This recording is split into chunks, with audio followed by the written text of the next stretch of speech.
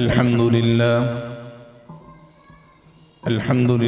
नहमदुहु व नस्तईनुहु व नस्तगफिरुह व नु'मिनु बिही व नतवक्कलु अलैहि व नऊज़ु बिल्लाहि मिन शुरूरि अनफुसिना व मिन सय्यिआति अअमालिना मन यहदिहिल्लाहु फला मुदिल्ल लहु व मन युज़लिल्हु फला हादिय लहु वनशहदु अन ला इलाहा इल्लल्लाहु वहदहु ला शरीका लहु वनशहदु अन्न सय्यदना व सनदना व मौलाना मुहम्मदन अब्दुहु व रसूलुहु अम्मा बअद फ़अऊज़ु बिल्लाहि मिनश शैतानिर रजीम बिस्मिल्लाहिर रहमानिर रहीम क़ुल हल यस्तविल्लज़ीन यअलमून वल्लज़ीन ला यअलमून इन्नमा यतज़क्करु उलुल अलबाब। अन इब्न उमर रज़ियल्लाहु तआला अन्हु क़ाल क़ाल रसूलुल्लाहि सल्लल्लाहु अलैहि वसल्लम ला हसद इल्ला अला इस्नैन रजुलुन आताहुल्लाहुल क़ुरआन फ़हुव यक़ूमु बिही आना अल-लैलि व आना अन-नहार वरजुलुन आताहुल्लाहुल माल फ़हुव युनफ़िक़ु बिही आना अल-लैलि व आना अन-नहार औ कमा क़ाल नबी सल्लल्लाहु अलैहि वसल्लम। मेरे इंतहाई वाजिबुल एहतराम बरादरान इस्लाम मुअज़्ज़िज़ान मिल्लत, मेरे गयूर मुसलमान भाइयों और दोस्तों बुजुर्गों, स्टेज पर जलवा अफरोज कसीर तादाद में उलमा इकराम, इनके सामने बयान करना मेरे लिए इंतहाई मुश्किल मरहला है, लेकिन कारी साहब की ज़बरदस्ती थी और मौलाना ने खामखा इम्तिहान में डाल दिया, तो चलो कुछ बातें अर्ज़ कर देते हैं। अल्लाह तबारक व तआला का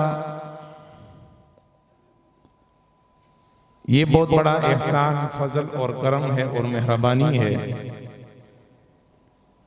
कि इस गिए गुजरे दौर के अंदर, इस फितने फसाद के दौर के अंदर, जिस तरफ भी जाओ, जहां भी जाओ,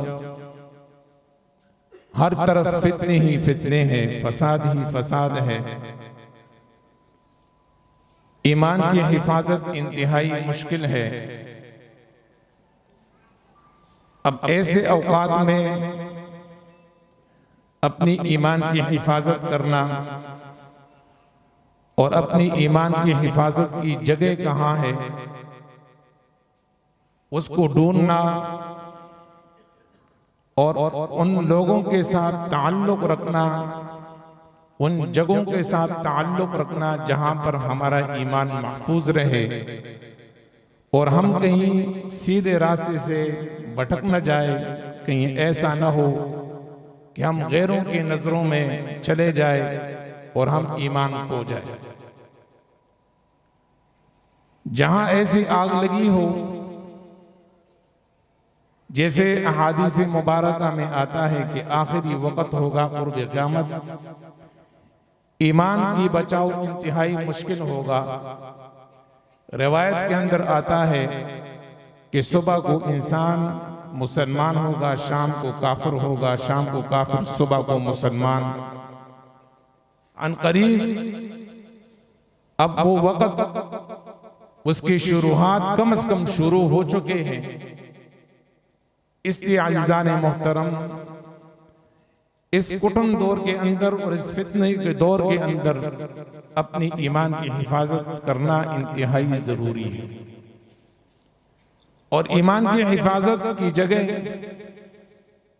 वो बाजार, ग्राउंड, चरवाह, गली कूची नहीं है, आम महाफिल नहीं है, बल्कि या वो जगह नहीं है कि जहां म्यूजिक सेंटर हो, जहां बड़े बड़े ग्राउंड हो, वहां हमारी ईमान महफूज रहेगा। क्या आप इस चीज से एग्री करते हैं कि हम ऐसी जगहों पे चले जाए जहां ऐसा माजरा हो, वहां हमारा ईमान महफूज रह सकता है? कोई इस चीज की दावा कर सकता है? इस बात का गारंटी दे सकता है? नहीं दे सकता।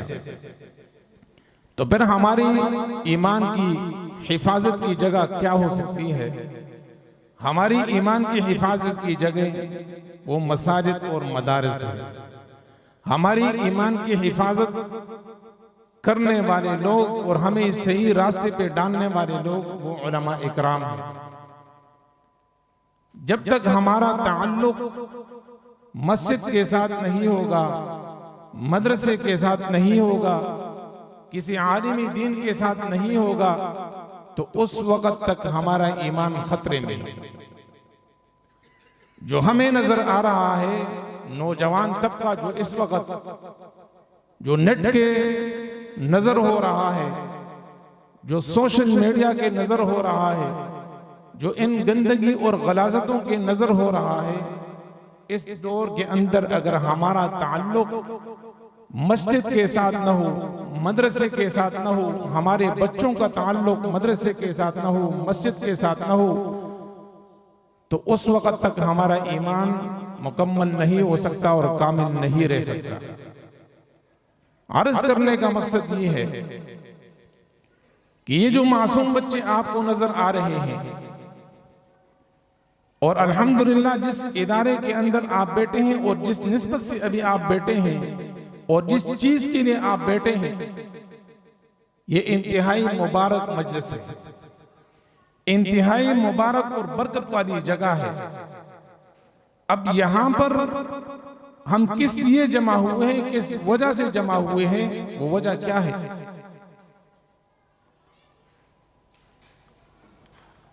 मौलाना बिजलिगर रहमतुल्लाह अलैह से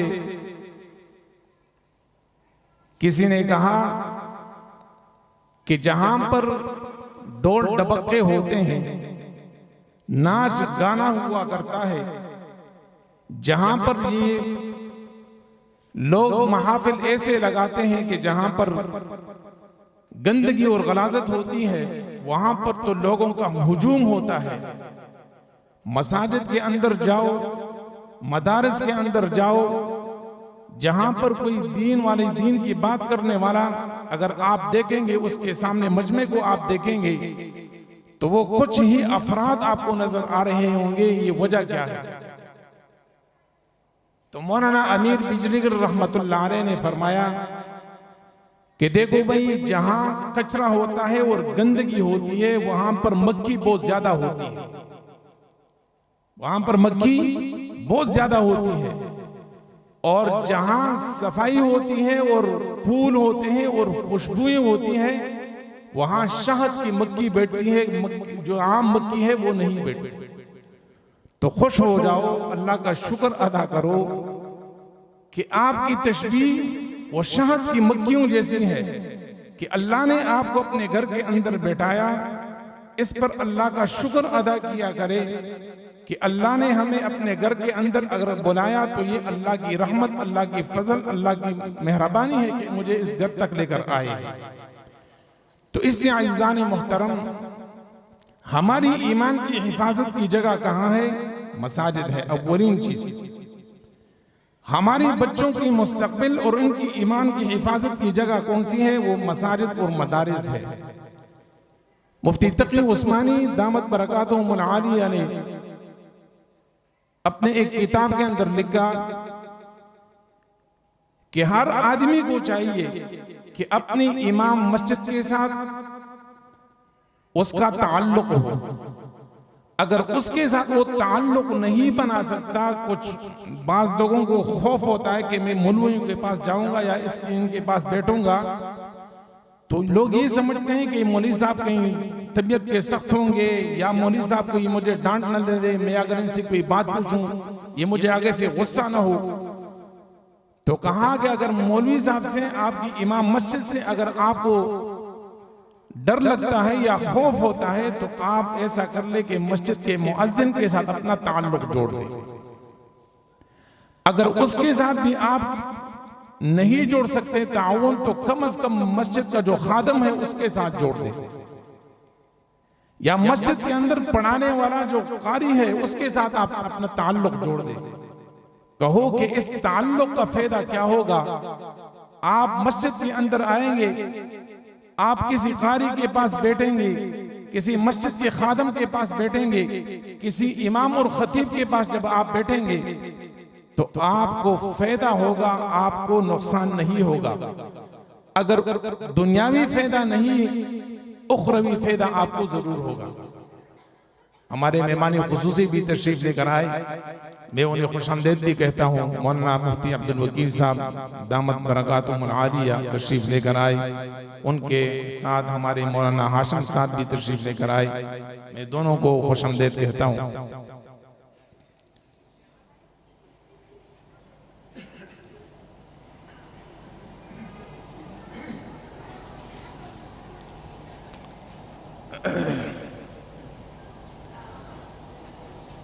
तो अर्ज करने का मकसद ये है दोस्तों कि ताल्लुक रखना किसके साथ, दीन वालों के साथ, दीनदारों के साथ, हमारी ईमान की हिफाजत होगी।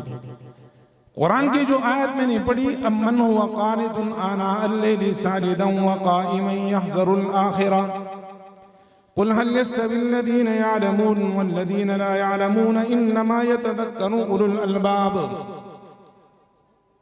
अम्मन हुवा कानितुन आना अल-लैलि साजिदन व काइमन यहज़रुल आखिरा, वो लोग कि जो अल्लाह से डरते हैं, अल्लाह की खशियत उनके दिलों के अंदर मौजूद है और अल्लाह का खौफ इस हद तक है कि रातों को उठकर तहज्जुद की नमाज के अंदर मशगूल होते हैं। फराइज छोड़ना तो उनके यहाँ बहुत जो है वो मुश्किल है, लेकिन रातों को उठकर तहज्जुद की नमाज भी वो पढ़ते हैं। और सबसे अजीम नवाफिल में उलमा बैठे हैं जिसकी सबसे ज्यादा फजीलत है, वो कौन सी नमाज है? तहज्जुद की नमाज। तो फरमाया कि कहते ए मेरे हबीब, कुल कह दीजिए ए मेरे हबीब पैगंबर, कुल कह दीजिए ए मेरे महबूब पैगंबर इन लोगों से, हल यस्तविल लदीन यअलमून वल लदीन ला यअलमून इन्नमा यतज़क्करु उलुल अलबाब, कि वो लोग कि जो जानने वाले हैं, इल्म रखने वाले हैं, कुरान को समझने वाले हैं, अहादीस को समझने वाले हैं, कुरान के साथ उसका ताल्लुक है, दीन के साथ उसका ताल्लुक है। आया बराबर हो सकता है वो आदमी के जो बिल्कुल जाहिल है? लोग तो आजकल उन लोगों को भी उलमा के बराबर कर देते हैं कि जो तालीम याफ्ता इंजीनियर हो या डिग्री, हम किसी दुनियावी तालीम की मुखालिफत कोई मौलवी भी नहीं करता, लेकिन अल्हम्दुलिल्लाह जो दीन वो फनून है, बक़द्र जरूरत, बवक्त जरूरत, और उसका ताल्लुक सिर्फ दुनिया के साथ है।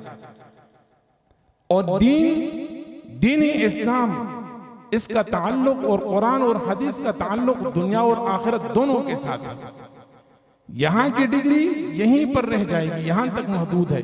डॉक्टर यहीं रह जाएगा, इंजीनियर की इंजीनियरिंग यहीं रह जाएगी, उसका फन उसके साथ रहेगा, यहीं रह जाएगा।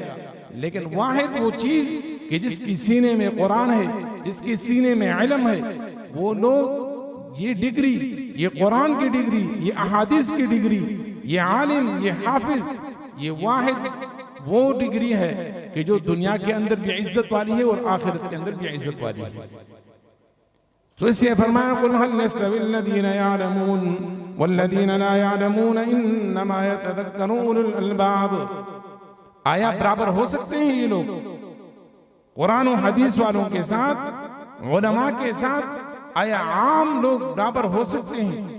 इसका तसव्वुर भी करना भी दूर की बात। दुनियावी आदमी, आम आदमी इन उलमा के बराबर नहीं हो सकता। जिस तरह तहज्जुद पढ़ने वाला, रातों को उठकर अल्लाह के सामने गिड़गिड़ाने वाला, रोने वाला, और वो आदमी कि जो दिन रात खुराफात के अंदर लगा हुआ है, शराबनोशी के अंदर, गंदगी गलाजत के अंदर लगा हुआ है, आया वो आदमी और तहज्जुद पढ़ने वाला आदमी बराबर हो सकता है? अल्लाह ने दोनों के अंदर फर्क रखा है।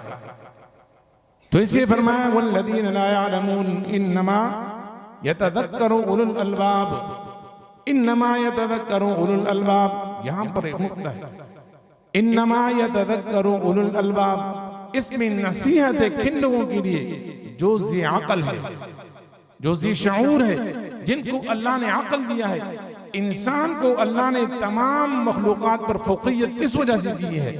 सिर्फ इस वजह से दी है कि ये साहिब अक़ल है, इसके अंदर फ़हम और फ़िरासत है, इसके अंदर सोच है, ये अच्छे और बुरे की तमीज़ कर सकता है, ये अल्लाह की उलूहियत को पहचान सकता है, ये इमामुल अंबिया की और तमाम अंबिया की नबूवत को पहचान सकता है कि आया आम आदमी की क्या हैसियत और एक नबी की क्या हैसियत, सहाबी की क्या हैसियत, ताबीई की क्या हैसियत, मुहद्दिस की क्या हैसियत। इसी तरह जो आम जानवर है वो तो ज़ी अक़ल नहीं होते, ज़ी शऊर नहीं होते। इसलिए फरमाया इन्नमा यतज़क्करु उलुल अलबाब। अल्लाह तबारक व तआला ने जो इतना बड़ा कलाम भेजा है, 30 सिपारों पर मुश्तमिल 114 सूरतें भेजी है, ये मुझे और आपकी, मेरी और आपकी नसीहत के लिए भेजी है, कोई आम चीज नहीं है। आज हमने कुरान को छोड़ दिया, अहादीस को छोड़ दिया, यहां तक शर्मिंदगी होती है कि नमाज का सबक हमें नहीं आता। इतनी शर्मिंदगी की बातें होती हैं कि बड़े बड़े लोग पराड़ों के अंदर, बड़े बड़े कोठियों वाले, बड़े बड़े महल्लात वाले, उनको नमाजी जिनाजा नहीं आता। वारिद को फौत हो जाए, नमाजी जिनाजे के अंदर वो खड़े नहीं हो सकते शर्म के मारे। अगर खड़े हो तो सिर्फ फॉर्मेलिटी के पी दिए, हाथ भी ऐसे बांधे होंगे जैसे जो है किसी पराये के यूं करके खड़े रहेंगे, मुंह उसका वैसे लटका हुआ होगा। इस जिंदगी से क्या फायदा, ऐसी जिंदगी गुजारने से क्या फायदा कि वारिद तो फौत हो जाए, बच्चे को नमाजी जिनाजे का सबक ना आए। ऐसे औलाद के साथ क्या करना है,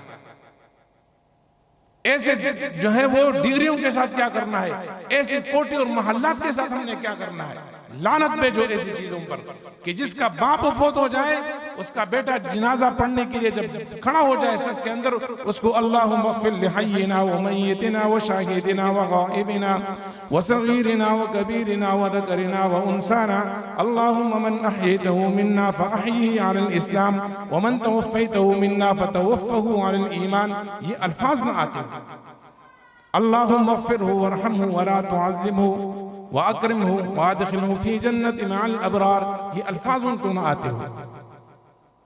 वो खड़ा हो जाए सबके अंदर। बहुत सारे लोग खुद जिनाजों के अंदर मैंने देखे, शर्म के मारे सेट पे खड़े हो जाते हैं, आके फिर आखिर में जी इस्लाम वालेकुम, इस्लाम वालेकुम। क्या फायदा है इस जिंदगी से, ये कोई जिंदगी है? और सिर्फ बहुत सारे लोग ऐसे भी देखे हैं कि जो बगैर वुजू के आगे खड़े हो जाते हैं और खड़े होने के बाद जाके ताज़ियत कर लेते हैं। शर्म की बात। उलमा ने एक मसला लिखा है, याद रखिए, बड़े बड़े हजरात बैठे हैं, शर्म आती है इनके सामने बोलने का, लेकिन महफिल ऐसी है, बात छिड़ गई है। एक मसला बता देता हूं कि इन उलमा की मौजूदगी में जुर्रत कर रहा हूं, यकीनन मसला ठीक होगा। कि जब नमाजी जिनाजी के लिए देखो शरीयत की कितनी वसअत दी है और कितनी इजाजत दी, ला इकराहा फिद्दीन ला युकल्लिफुल्लाहु नफ्सन इल्ला वुसअहा। कुरान कुरान है, अल्लाह अल्लाह है, कितनी आसानियां पैदा की है हमारे लिए। कि जब जिनाजे का वक्त हो जाए, जिनाजा बिल्कुल हाजिर हो, आप अचानक आ जाए, आपका वुजू नहीं है, अब यहां आपने क्या करना है? अगर आप वुजू के लिए जाएंगे तो आपसे नमाजी जिनाजा जाएगा। तो यहां शरीयत ने आसानी की लिए कि जल्दी जल्दी तयम्मुम कर लो और जिनाजे के अंदर शरीक हो जाओ, ताकि आप जिस मकसद के लिए आए हैं वो मकसद आपका पूरा हो जाए, उसका सवाब भी आपको मिल जाए। क्योंकि तयम्मुम वुजू का कायम मुकाम है, अगर वुजू करेंगे तो नमाजी जिनाजा आपसे जा रहा है। ये मसला मैंने सही बताया। तो इसलिए दोस्तों, जहां बहुत सारे लोगों को मसाइल का असल में इल्म नहीं है, कुल हल यस्तविल लदीना यअलमून वल्लदीना ला यअलमून, ये दीन का इल्म, असल इल्म तो ये है। जिसको इस चीजों का इल्म नहीं, उसका फायदा क्या है? ये तो जानवरों की तरह जिंदगी है जो हम गुजार रहे हैं। एक आम हैवान और इंसान के अंदर अल्लाह ने यही तो फर्क रखा है, तमीज रखा है कि इसके पास इल्म होगा, इल्मी नबवी होगा, कुरान का इल्म होगा, इसके साथ इसका ताल्लुक होगा, तब ये इंसान इंसान कहलाता है, तब ये मुअज़्ज़म है, मुअज़्ज़ज़ है अल्लाह के नज़दीक। इन्ना अक्रमकुम इंदल्लाहि अत्क़ाकुम, वो सबसे ज्यादा कुल या लितारफू क़बाइल लितारफू इन्ना अक्रमकुम इंदल्लाहि अत्क़ाकुम। कुरान की आयत कि तुम्हारे खानदान, इस पर गुमंड मत करो कि तुम बड़े खानदान से हो, चौधरी हो, नवाब हो, खान हो, पठान हो, जो जिस खानदान से ताल्लुक हो, जिस जबान से ताल्लुक हो, इस पर घुमंड न करो। अल्लाह के यहाँ वो सबसे ज्यादा मकबूल है, इन्ना अक्रमकुम इंदल्लाहि अत्क़ाकुम, जिसके अंदर क्या हो, तक़वा होगा, वो अल्लाह के यहाँ मकबूल है। किसी की चुदराहट वहां नहीं चलेगी, चुदराहट दुनिया के अंदर है। यहां जुल्म करके और अपने मनचाही जिंदगी गुजार कर, यहां जिंदगी मनचाही गुजार कर, वहां जाके इसकी यही चौधराहट, यही जो है इसकी बढ़ोतरी वहां नहीं है। बरोज़ क़यामत अल्लाह कहेगा लिमनिल मुल्कुल यौम लिल्लाहिल वाहिदिल क़हार, बताओ आज बादशाहत किसकी है? कैसे जुर्रत होगा किसी के अंदर? तमाम अंबिया अलैहिमुस्सलातु वस्सलाम के ज़बान मुबारक पर होगा नफ्सी नफ्सी। अंबिया जैसे हस्तियां वहां बात नहीं कर सकेगी। मेरी और आपकी क्या मजाल होगी, मेरी और आपकी जरूरत क्या है कि वहां बोल सके?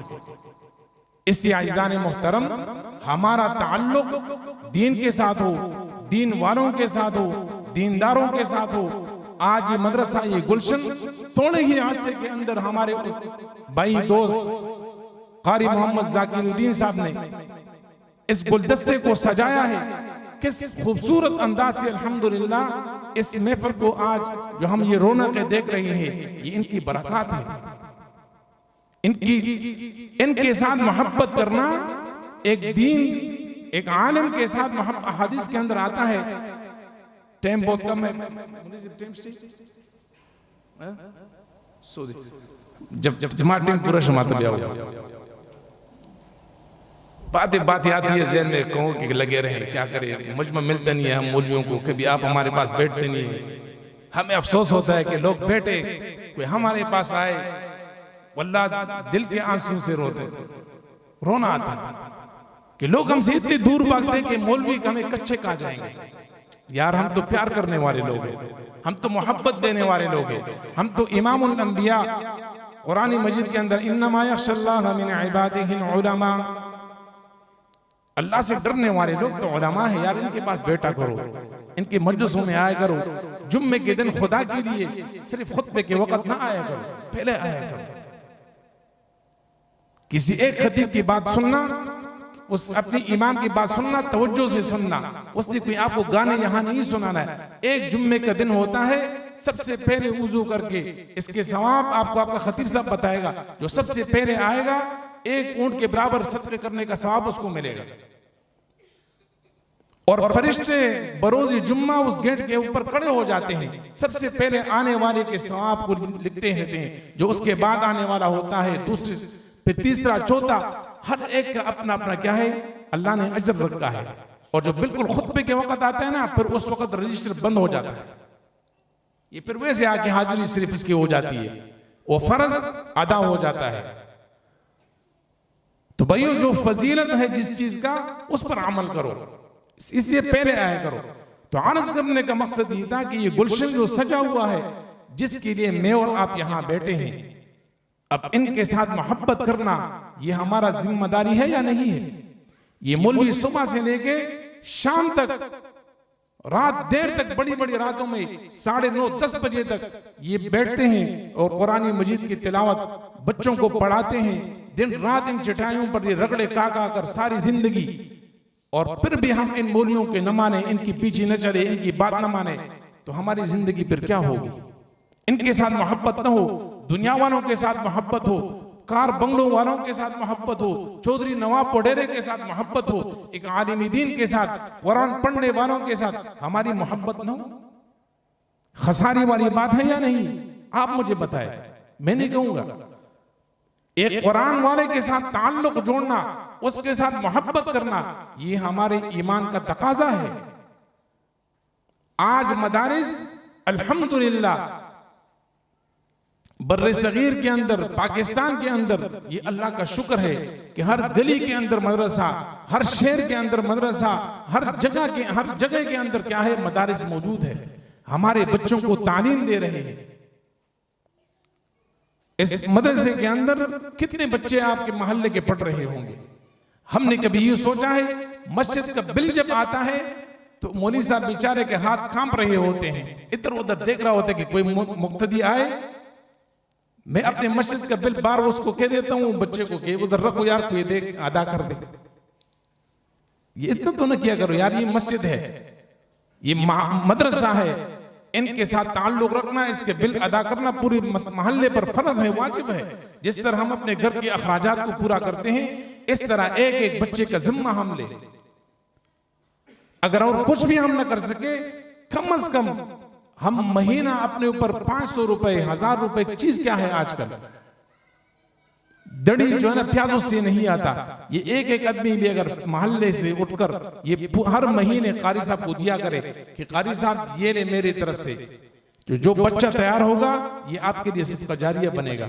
अब इस पर बहुत सारे वाक़यात है, लेकिन मुझे टाइम का इतने ही वो बताया गया, तो इसलिए आप हजरात अहले मोहल्ला कौन कौन है यहाँ, जरा हाथ उठाए।